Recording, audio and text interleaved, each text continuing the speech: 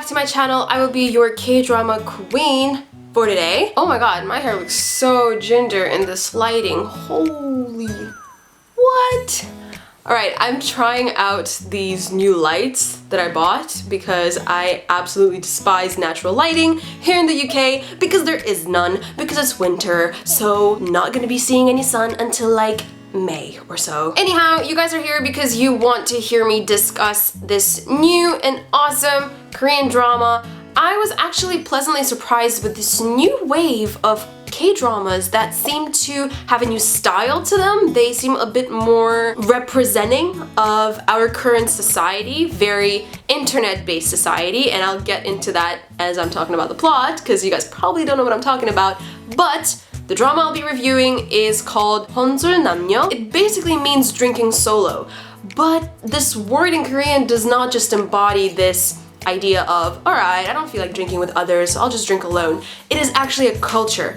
It is this trend of not wanting to be around other people, just being tired of everyone and wanting to have your own little space, your own little time to yourself, kind of like healing time, which is something that is also very popular in Korea, this idea of healing. I'm well aware that this drama may not be that popular, even though it had pretty famous cast, especially considering how two of them were very popular artists, like K-pop artists, so I don't know. Have you guys seen it? Have you guys heard about this drama? If you haven't, I would suggest that you go watch it because I'll be giving out a lot of spoilers here, so if you don't want to hear them, go watch the drama and then come right back.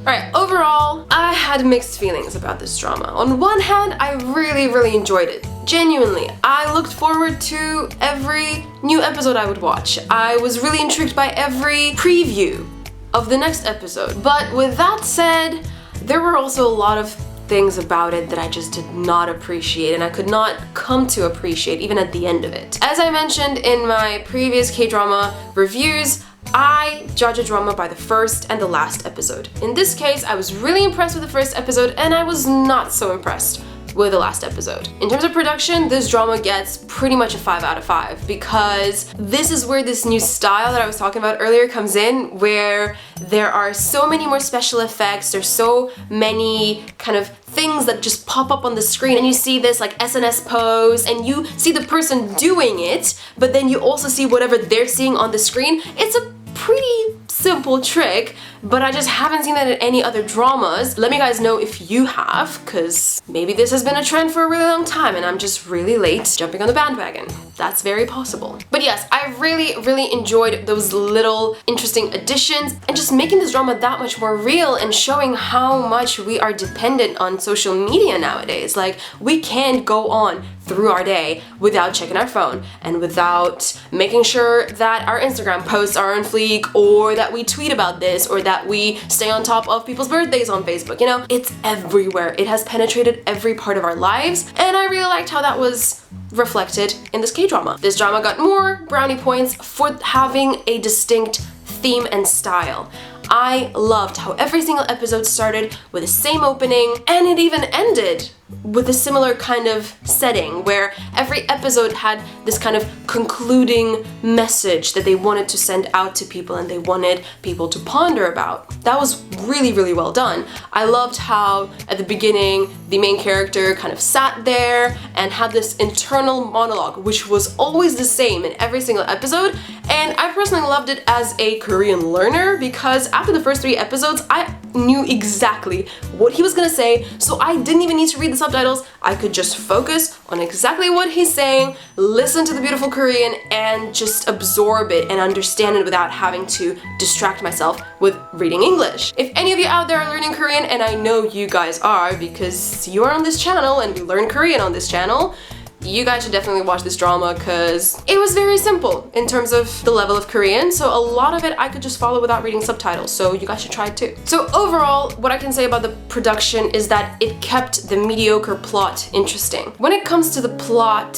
first and foremost, did not approve of a lot of messages that it was sending out to the public. I mean, the reason why I was drawn to Korean dramas at the very beginning, many years ago, rather than being drawn to the Western TV, is because of the purity and innocence and positivity that a lot of them embodied. This drama was a lot more real, which I appreciated. I like to see things that happen in real life that I can actually relate to, but there was just so much drinking, huge emphasis on drinking. There was promiscuity, there was inappropriate dress, there was the whole one-night stand thing. With all these things being present, I get it, you're trying to depict real life, and these things do definitely happen in real life, but you do not have to make it look like it's okay. You do not have to make it look like alcohol is the answer to every single one of your problems, and if one little thing goes wrong, you just gotta go and get smashed and drink 5 bottles of soju and pass out so that you can be in danger, because if in this drama your friends come to pick you up, in real life they might not. But the laws of Korean dramas, everyone always finds everyone without anyone telling anyone where they are. We're all used to it. I am not as naive as the main character of this drama, and I understand that even though the purpose of media is to send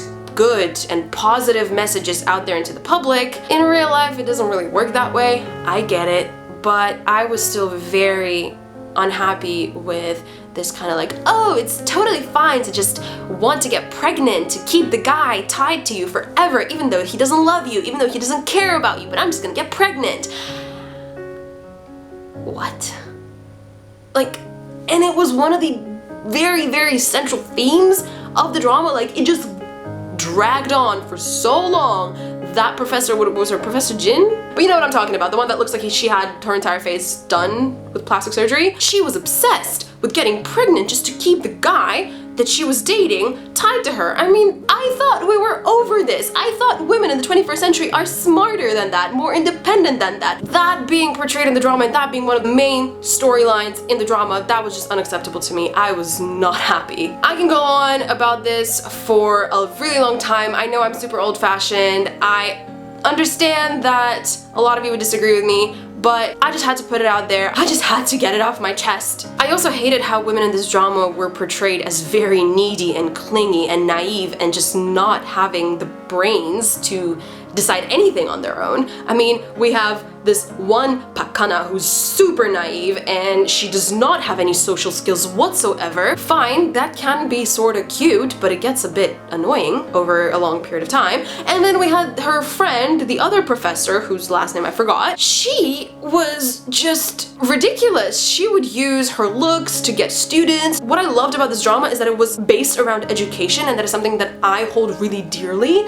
And I was really interested to see the side of Korean education, you know, this pressure, this stress to pass tests and standardized exams and whatever. But I just hated how this professor was portrayed as, first of all, incompetent, and she was just portrayed as this like airhead who is all concerned about how she looks and how her boobs look and how her makeup looks, rather than her caring about her students. And I'm like, that's not how professors are, or at least that's not how they should be in my little idealistic world. Just bleh. Also, major fault with the plot was the fact that there were so many cliche moments that I absolutely hated. The kiss that the main couple had during the fireworks was officially the worst kiss among any Korean drama I've ever seen, you've ever seen, anyone has ever seen. I guarantee it was so bad. I'm not surprised if after that moment, the ratings of that drama would just drop because it was that bleh. I mean, come on, how much more staged could it have been? I feel like I should just move on to talking about characters because I really don't have anything nice to say about the plot anymore. So speaking of characters, there were a couple that I really, really loved, and then most of them I didn't. And I've talked about Park Hana and the other professor earlier. I really, really didn't like how, what was his name, Gongmyung? The younger brother of the main character, like the asshole professor. This young brother of his was so sweet and so genuine and caring and loving and adorable and just patient with everything that was happening around him. But in the end, he was the only one who just ended up with nothing. Literally nothing. Zero. Every character in the drama had like some kind of happy ending. He didn't. And I thought that was so unfair. I thought that that sent a message to the public like, oh, if you're gonna be a nice, sweet, caring person, whether you're a guy or a girl, you're just gonna end up with nothing.